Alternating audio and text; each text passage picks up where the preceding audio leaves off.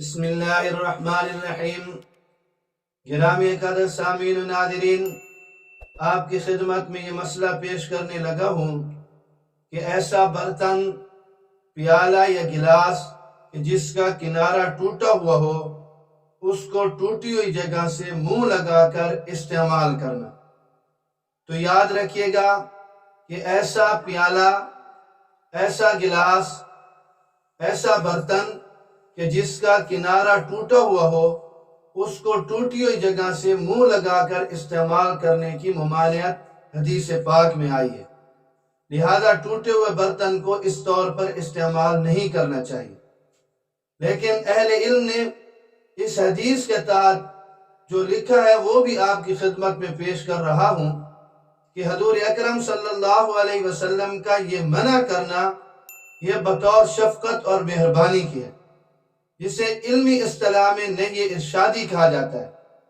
یعنی ممانعت میں یہ پہلو ملحوظ ہے کہ ایسا نہ ہو کہ ٹوٹی ہوئی جگہ سے پانی پینے کی صورت میں منہ زخمی ہو جائے یا کوئی اور نقصان ہو جائے۔ لہذا برتن کی جو جگہ ٹوٹی ہوئی نہیں ہے، یہاں سے یہ ٹوٹا ہوا ہے اور یہ جگہ اس کی ٹوٹی ہوئی نہیں ہے، تو یہاں سے منہ لگا کر استعمال کرنا یہ کوئی منع نہیں ہے۔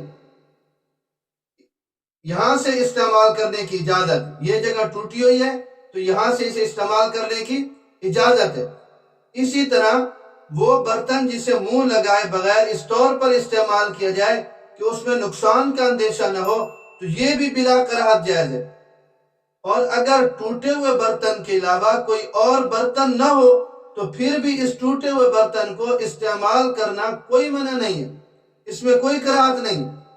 اسی طرح اگر ٹوٹے ہوئے برتن کی اصلاح اور مرمت کے بعد اسے قابل استعمال بنایا جا سکتا ہے تو پھر بھی استعمال کرنے میں، اصلاح کے بعد، مرمت کے بعد جب وہ ٹھیک ہو جائے تو پھر بھی اسے استعمال کرنے میں کوئی منع نہیں ہے، کوئی حرج نہیں اسے استعمال کرنے میں۔ اور اسی طرح اگر کوئی اور برتن موجود ہو اور یہ ٹوٹا ہوا برتن بھی موجود ہے، تو اس ٹوٹے ہوئے برتن کو نقصان سے بچتے ہوئے اگر استعمال کیا جائے تو اسے ناجائز نہیں کہا جائے گا، اسے حرام نہیں کہا جائے گا، بلکہ یہ خلاف اولا ہوگا کہ اس نے افضل پر عمل نہیں کیا ہے، بہتر پر عمل نہیں کیا ہے۔ تو لہذا جس برتن کا کنارہ ٹوٹا ہوا ہو، نقصان سے بچتے ہوئے اسے استعمال کرنے میں کوئی حرج نہیں ہے، اسے استعمال کرنے میں کوئی کراہت نہیں ہے۔ اسے حرام کے درجے تک لے جانا، ناجائز کے درجے تک لے جانا، یہ حدیث پاک میں تحریف کرنا ہے۔ تو لہذا ایسا مسئلہ عوام کے سامنے رکھا جائے کہ جو کم از کم حدیث پاک کے مطابق ہو۔